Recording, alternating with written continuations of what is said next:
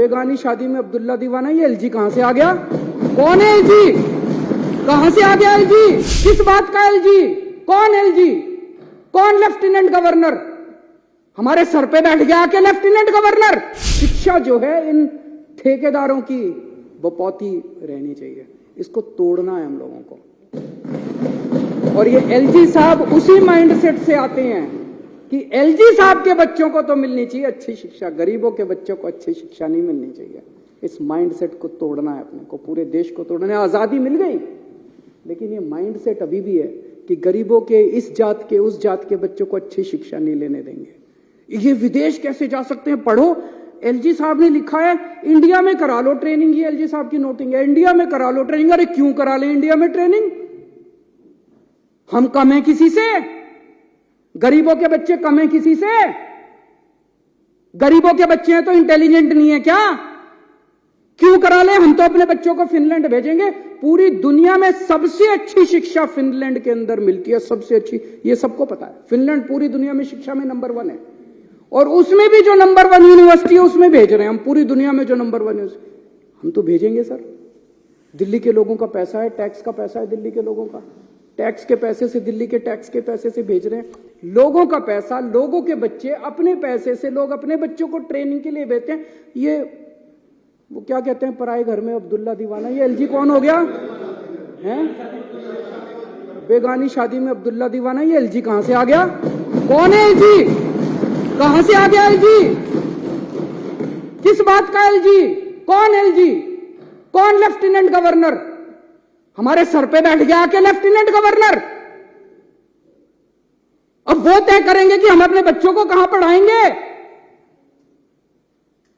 ऐसी सामंतवादी सोच के लोगों ने आज हमारे देश को पीछे छोड़ा हुआ। मैं कई बार सोचता था 70 साल हो गए हमारे देश को, 75 साल हो गए हमारे देश को, इतना पिछड़ा कैसे रह गया, इतना अनपढ़ कैसे रह गया, इतना गरीब कैसे? इन लोगों ने जानबूझ के, इन लोगों ने देश को गरीब रखा है।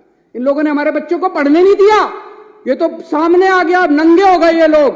इन लोगों ने हमारे बच्चों को, बड़ी मजे की बात है, एलजी साहब के पास पावर नहीं है ये करने की। एलजी साहब के पास पावर नहीं है ये करने की।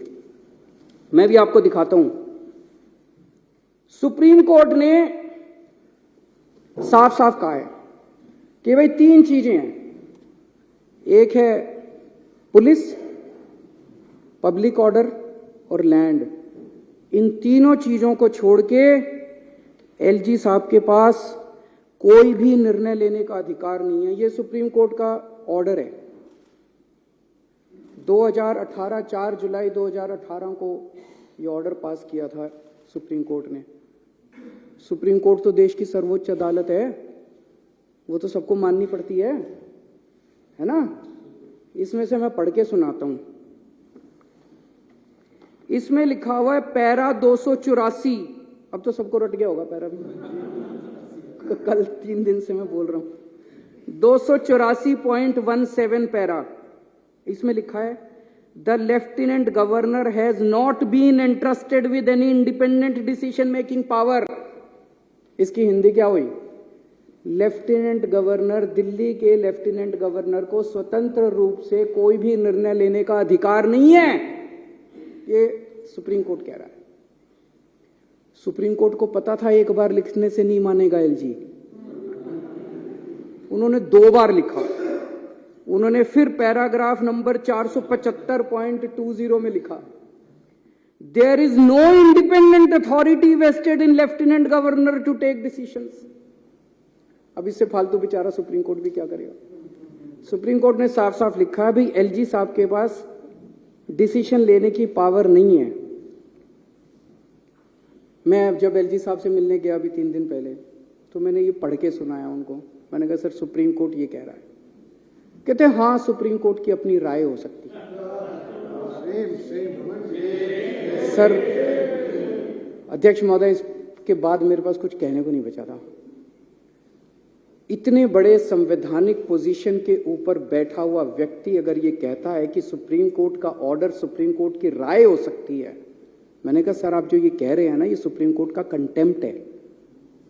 आप ऐसा नहीं बोल सकते। सुप्रीम कोर्ट का आदेश कानून है इस देश का। सुप्रीम कोर्ट का आदेश बाइंडिंग है इस देश के ऊपर, इस देश के हर नागरिक के ऊपर। बोले नहीं, मैं बोले संविधान में लिखा है कि एलजी एडमिनिस्ट्रेटर है, एडमिनिस्ट्रेटर का मतलब शासक होता है, तो मेरे पास सुप्रीम पावर्स है, मैं कुछ भी कर सकता हूँ। Subscribe to Midday India. Get direct notifications on all our videos by clicking on the bell icon.